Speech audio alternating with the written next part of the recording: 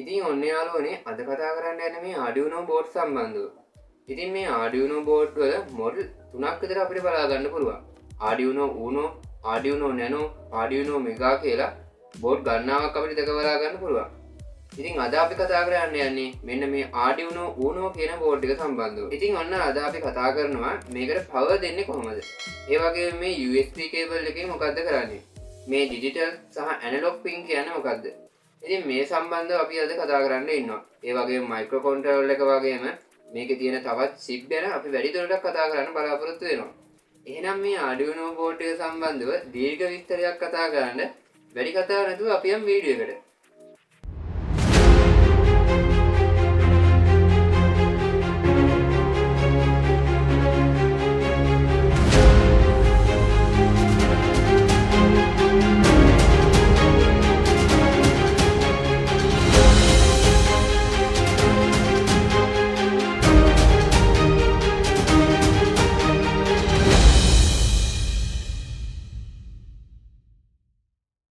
ඉතින් මේ Arduino board එක ගැන කතා කරද්දී අපිට ප්‍රධාන වශයෙන්ම කතා කරන්න තියෙන දේ තමයි කොහොමද මේ board එකට power දෙන්නේ කියලා.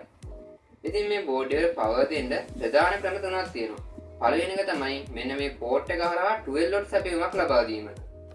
ඊළඟ එක තමයි මේ USB port එක.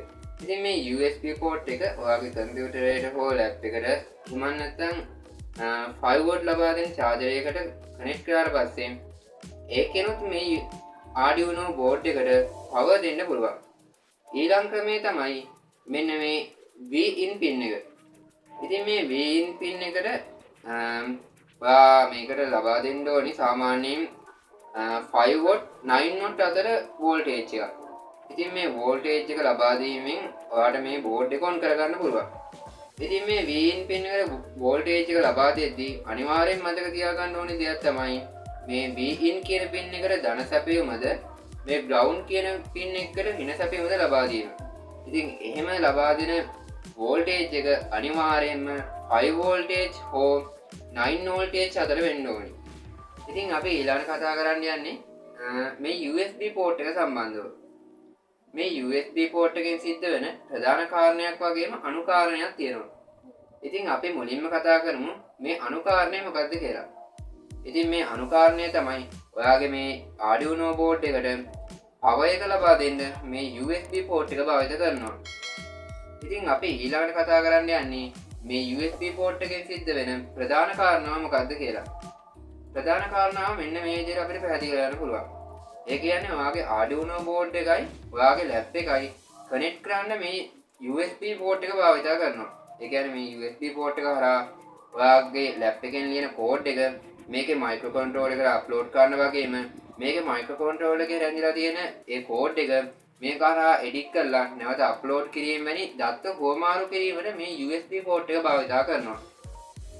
ඉතින් ඔන්න ඕක තමයි මේ USB port එකෙන් සිද්ධ වෙන ප්‍රධාන කාරණාව වගේම අනුකාරණාව වෙන්නේ.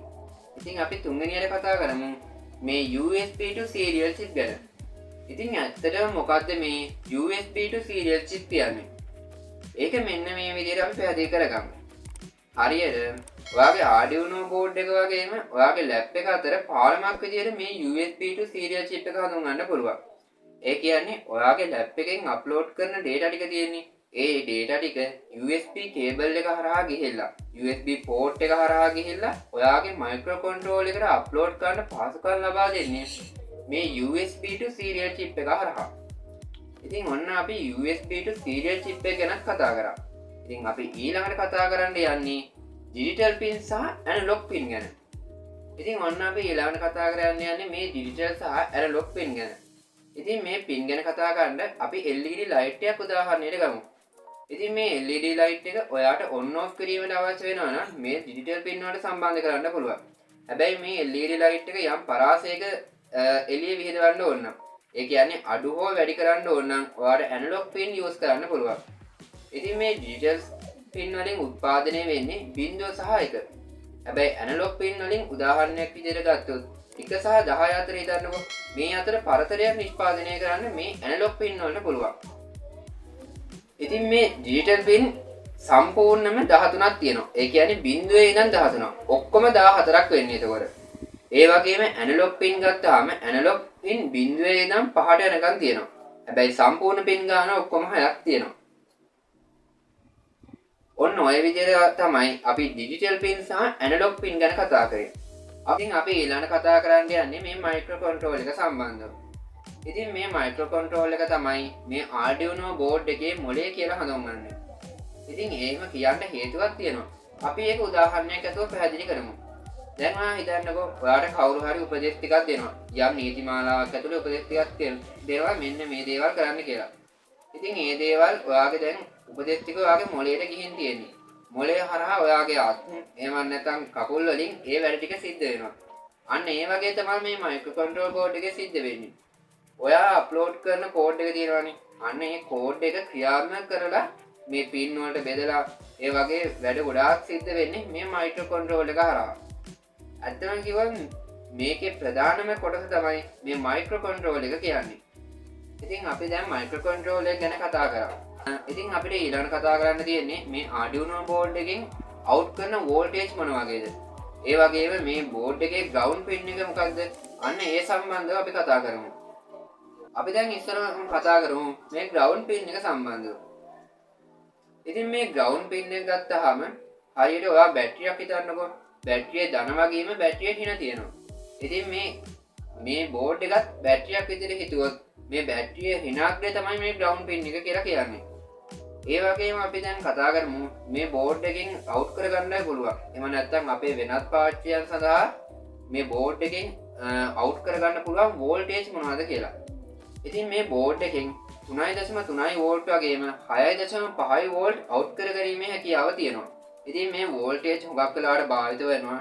ඔයා සාමාන්‍යයෙන් හිතන්නකෝ අපි ලයිට් එකක්ම ගමුකෝ. සමහරක් ලයිට් LED ලයිට් වලට ඕන වෙනවා 3.3 වෝල්ටේජ්. හැබැයි සමහරක් LED ලයිට් වලට ඕන වෙනවා 6.5 වෝල්ටේජ්.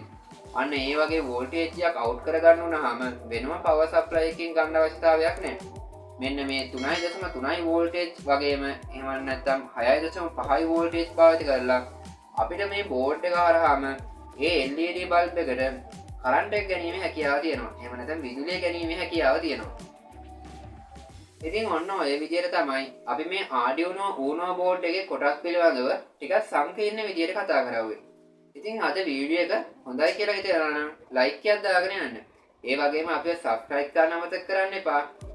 ඔන්න ඊළඟට අපි කතා කරන්න යන්නේ මේ Arduino board එකේ කරන ප්‍රොජෙක්ට් වර්ග මොනවද?